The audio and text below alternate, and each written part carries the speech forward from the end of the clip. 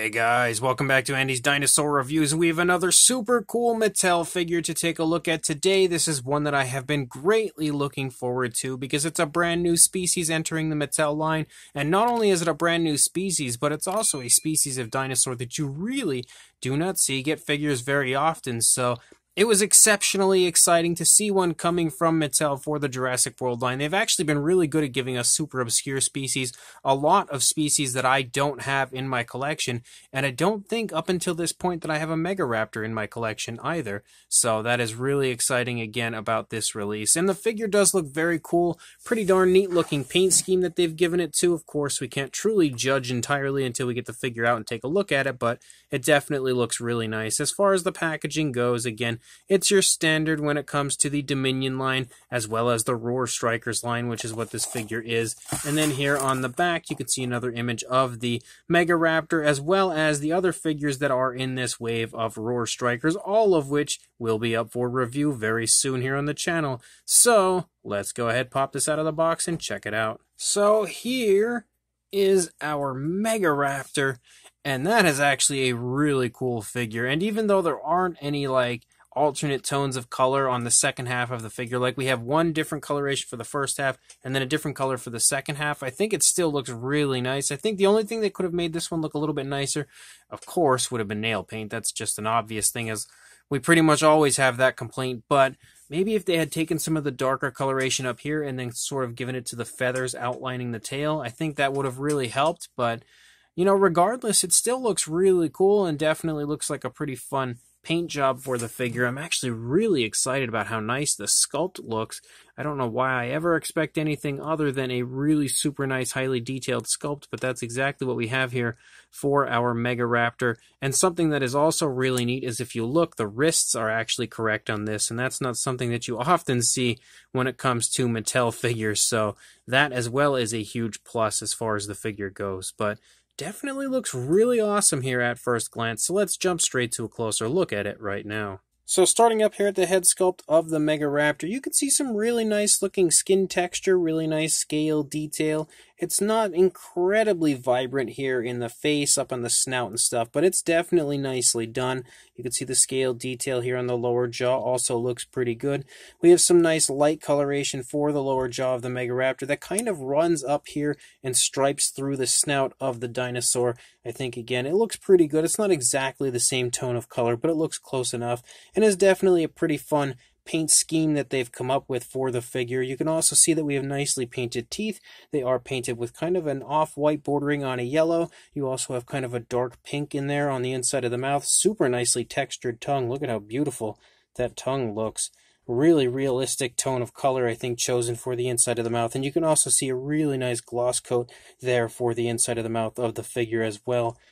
Yeah, we actually have coloration on the inside of the mouth on the upper side as well, so that's super awesome because that's not something that we always get from Mattel. You can also see that the eye is painted with an orangish tone, and then it kind of looks like we have a black pupil, but it could also be that darker blue coloration that we have for the majority of the figure. It's sort of hard to tell, but it definitely looks nice. We have a nice gloss coat for the eye as well.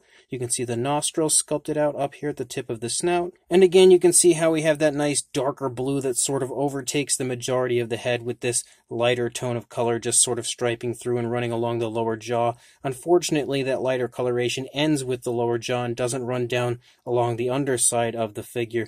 But you can see, again, super nice looking detailing. I think the scale detail, a little bit larger scaling up here on the top of the head, but it's also a little bit more vibrant up here on the top of the head compared to what we see on the side of the face, but still looks really good. And then as we lead up here into the back of the neck, you start to see some feathers picking up. You have like some really cool feathers, like larger feathers here running along the back of the neck, and you have some smaller feathering that kind of runs down along the back of the neck. You can see nice smaller feathers here running down.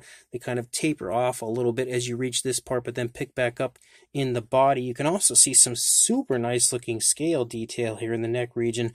Really, really nice looking skin wrinkles and everything as well. You can see some nice skin wrinkles and everything down there in the lower part of the throat, as well as that beautiful, very reptilian scaling there in the neck.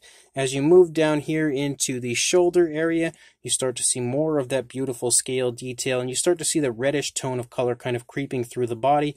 Actually, right here, because there's like some creases in the skin, it almost looks, because the red sort of creeps through, it almost looks like it has some injuries right there, almost like some slits or something in that area. But as you move down here into the arms, you continue to have some beautiful scale detail, as well as some nice muscle definition, more feathers kind of leading off of the back of the arm, and you can see that there's actually some really nice, very fine detail within the feathers themselves on this figure. And then leading out into the hands, you can see some nice scoots running down the fingers.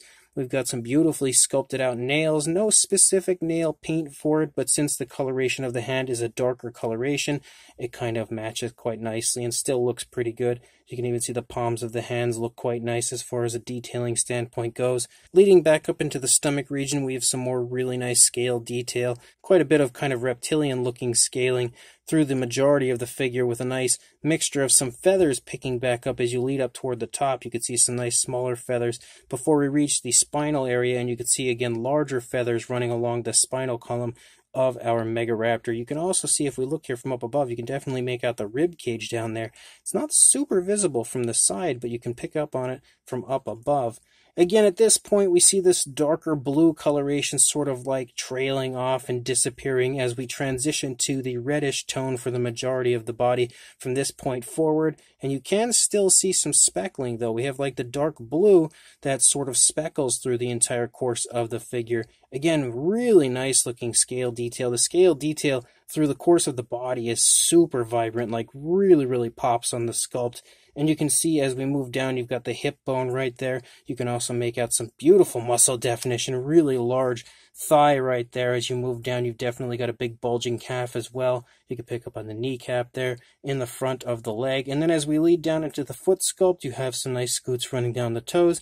Kind of your classic foot sculpt as far as a Mattel theropod goes. They don't really usually differ or stray too far from what each and every theropod looks like, but definitely pretty nice foot sculpt. Really would have been nice to have some nail paint down here on the feet, because it definitely looks unpainted without it, but it sort of has a little bit of a glossy look on the nails, kind of, so it sort of kind of insinuates nail paint, but definitely would have been nicer to actually have nail paint. You can see we as well have a dew claw back there.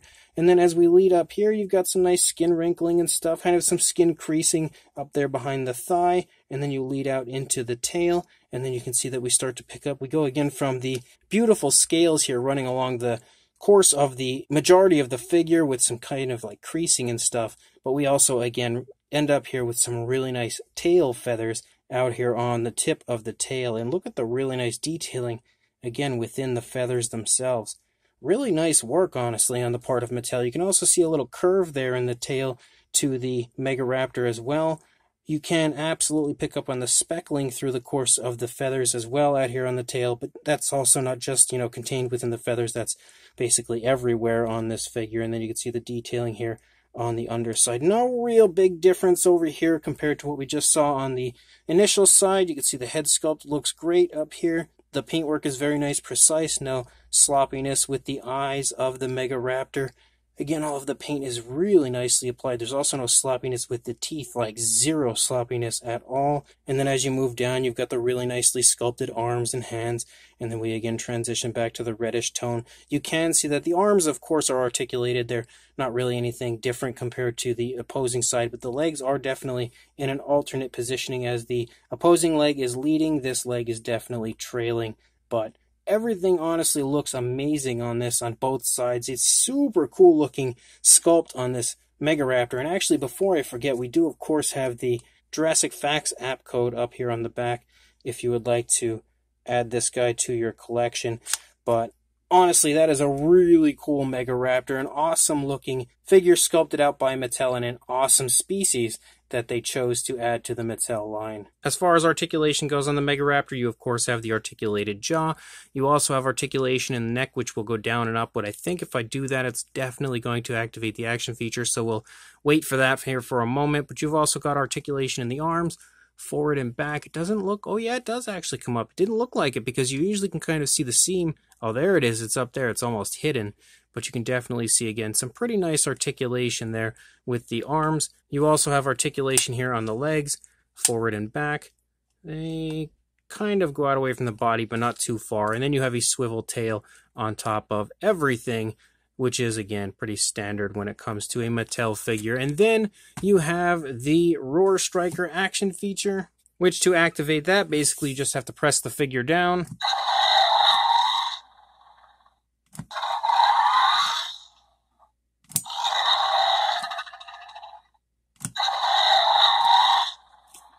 Sounds like we've got some pretty neat noises, maybe a little Indominus I think I might have heard in there, but still a really cool action feature that I actually like, the fact that we don't have any weird buttons or anything to activate that anymore. Definitely nice the way that they've, you know, created that action feature. If only we could get rid of the scan code area on the top. But as far as a size goes, it's definitely a pretty sizable figure. For a length you are looking at, actually let me try to get it in a better position. So lengthwise, I would say about 13¼ inches, or right around 33½, closing in on 34 centimeters. And then for a height to the top of these feathers here, you're looking at about 5¼ inches, or around 13, and I would say actually a little over 13 centimeters, approaching 13½, but not quite there. For a size comparison, there is Mr. Papo T-Rex, the Attack Pack Colovosaurus, and Robert Muldoon from the Mattel Jurassic World toy line, next to our really cool Megaraptor figure here from Mattel, and you can definitely see that it sports a pretty darn impressive size. Roar Striker figures usually do have pretty darn nice sizes, so this one definitely follows right in the same trend as your normal Roar Strikers with a pretty darn nice size. And then as far as another comparison goes, here is the Mattel Extreme Damage version of the Velociraptor, which follows right in the same size range as your normal Mattel Velociraptors, so helping to give you, again, a pretty good idea of the size of the Megaraptor. It is much larger than your standard Velociraptor from Mattel. And then for another comparison, we also have the Ankylosaurus, the Roar Attack, I think this one might have been, version of Bumpy the Ankylosaurus, again showing you that as far as like a normal Mattel theropod like this goes, it follows, again, a pretty similar size range as far as most normal Mattel theropods when it comes to their size. And for one final comparison, there is the recently released Scorpiovinator as far as the Roar Strikers figures go, to again further show you the size of the Megaraptor. Definitely a fairly similar size, though the Scorpiovinator definitely has a bit more bulk to it. The figures as a whole are a very similar size. So this brand new Mattel Jurassic World Dominion Roar Strikers Scorpiovinator is a really cool figure. Definitely an awesome addition to the Mattel line. One that I was so psyched to see entering the Mattel line because, again, it's a species we don't have many figures of, so it was really exciting to have one. But it's also really exciting because this is a really cool looking figure. Mattel did a fantastic job on the sculpt. Lots of really nice, really fine detail that pops incredibly nicely through the course of the figure. Whether it's the scale detail or the feather detail, it definitely looks great and really jumps on the sculpt. And you can also see that we have accurate wrists, which is not something that you often see. I hope Mattel continues to do that moving forward. That would definitely be a blessing to the Mattel Jurassic World line. Again, the detailing is really nice, especially in the feathers. I'm really impressed with how nice the fine detail of the feathers looks. The paintwork as well looks pretty good. We have some nice coloration through the course of the figure, even though it's not quite as amazing as it could be because we could have had a little more paint out onto the tail and some painted nails. It still looks really nice, and I like the coloration that they've given the Megaraptor here. It's not anything amazingly flashy, but it looks pretty good for what it is, and definitely something that I personally am a fan of. Then you, of course, have the Roar Strikers action feature, which I do like the fact that we just kind of push the figure down nowadays and it allows it to start snapping and making some really cool noises.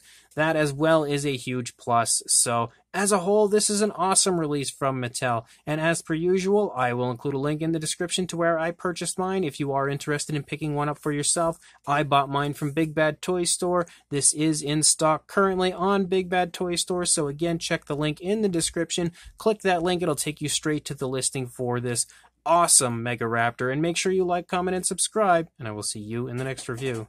Thanks for watching.